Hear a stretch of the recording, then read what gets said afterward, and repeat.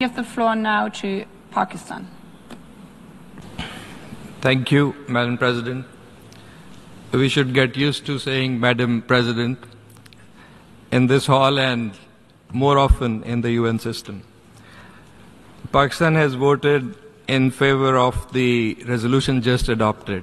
In doing so, we reaffirm our long-standing and principled position on the question of Palestine, based on the inalienable right of the Palestinian people to self-determination and the establishment of an independent, viable, and contiguous state of Palestine on the basis of the pre-1967 borders with Al-Quds al-Sharif as its capital, in accordance with the relevant resolutions of the United Nations and international legitimacy.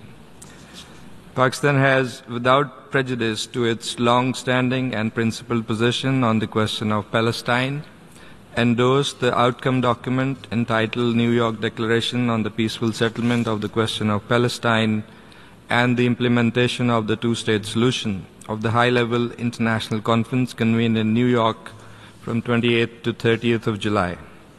This endorsement reflects Pakistan's consistent commitment to the realization of a just and lasting peace.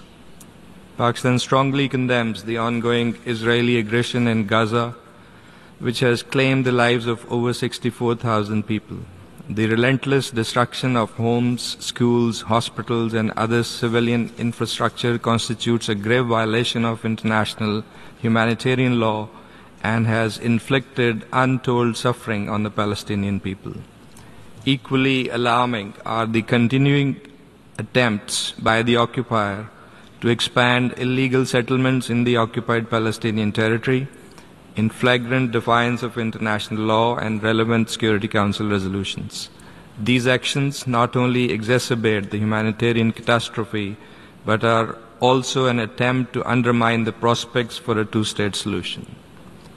Israeli illegal actions and blatant violations of international law across the Middle East are endangering international peace and security in the region. It must not escape accountability.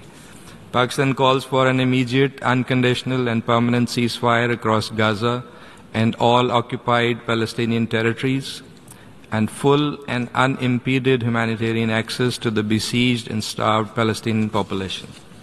Lasting peace requires a credible political horizon, one grounded in international law, and for this, the occupation must end, and for that is the actual root cause of instability in the Middle East.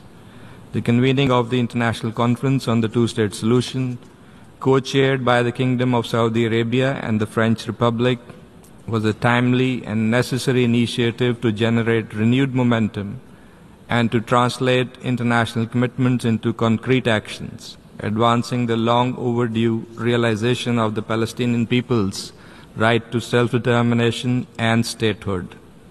It must be followed by concrete and coordinated international action to finally achieve the long-coveted peace and stability in the Middle East. I thank you.